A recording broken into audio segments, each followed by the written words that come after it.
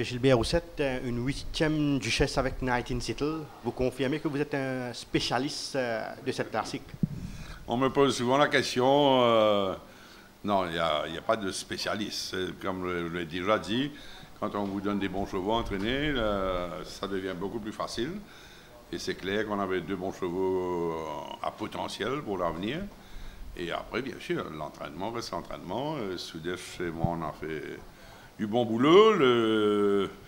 Les chevaux sont là depuis août l'année dernière. Donc, on avait été tenté de les courir en fin de saison, mais je crois qu'on a pris la bonne décision. Et ben voilà, les chevaux étaient acclimatés, bien entraînés. Je n'ai rien à ajouter. Aux 300 mètres, 19 Settle était en queue du peloton, alors que Scott Snog était aux avant-postes. Sur quel cheval avez-vous les yeux rivés, M. Roussette? Sur les deux. Et non, voilà ce qui s'est passé. C'était pas du tout notre intention de courir Scott Snog à l'avant. Le jockey a eu à prendre une décision en début de montée parce qu'il était caught free wide.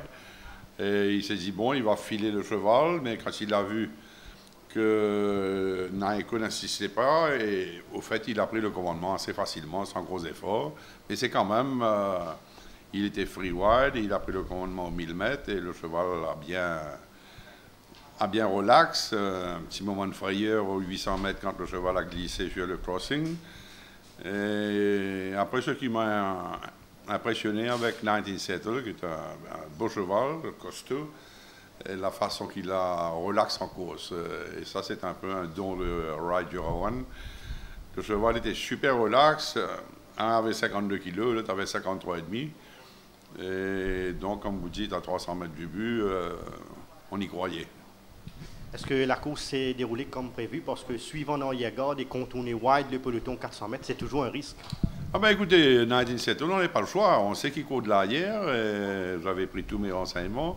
Et en plus, c'est un cheval qui affectionne un peu le soft going. Et quand vous êtes à l'arrière, bien sûr. Mais je voyais que Rai avait sa monture bien sous contrôle. Mais quand même, il n'y avait pas n'importe qui devant lui. Ah ben, il y avait un risque à prendre. Il était très patient. Et donc, quand il a tourné, qu'il a rebalancé son cheval et que j'ai vu son accélération, ce qui a été superbe, rien à dire. C'est assez rare de voir un coursier avec de si puissantes foulées et la façon qu'il accélère assez impressionnant. Comment évaluez-vous les capacités de 19 Settle? Écoutez, là, il faut accepter qu'il portait. C'était un beau cheval de 515 ou 520 kilos qui portait seulement 53,5. Alors, comme je vous dis, il a affectionné cette piste. Et ça paraissait impressionnant parce que les autres aussi ont faibli. Il faut accepter que Ball Inspiration avait 61 kg sur le dos. Alors, c'était pas évident. Ceci dit, mes 2 chevaux ont fait une superbe course. Voilà, je crois que c'est plein d'avenir.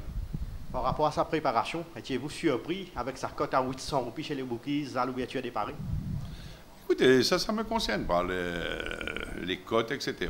Ben, moi, je crois que les bookies sont trompés. Ceux qui regardent régulièrement l'entraînement, comme je l'ai dit et Rosie, moi, c'était kiff-kiff. Les 2 chevaux étaient bien. Les 2 chevaux ont couru en très bonne compagnie en Afrique du Sud. Et voilà, maintenant, les bookies, c'est pas mon problème. Et 19 Settle a démontré beaucoup de qualité. Et quelles seront ses prochaines étapes, le Barbé, le Méden? Écoutez, là, c'est encore beaucoup trop tôt pour vous le dire. Comme vous savez, ils ont un merit rating assez... Scott Snog est seulement 44 de merit rating. Et je crois qu'on prend là ce matin que 19 Settle a pris 3 points. Donc, ils ont plein de temps devant eux. On va pas brûler les étapes, c'est sûr. Et là, d'abord, il faut qu'ils récupèrent. Et aucune décision n'est prise pour le moment, bien sûr. Mais on va les revoir très bientôt. Et concernant Scott Snog, qu'est-ce qui le fait perdre la course? Écoutez, il a fait une très belle course, il n'y a rien à dire. Je trouve la question un peu difficile à répondre. Il aurait pu avoir gagné. Le jockey a démarré juste au tournant. Il avait rien que 52 kilos. Mais c'est que l'autre aussi avait un finish époustouflant. Il est battu dans la dernière foulée, donc il n'y a rien à dire.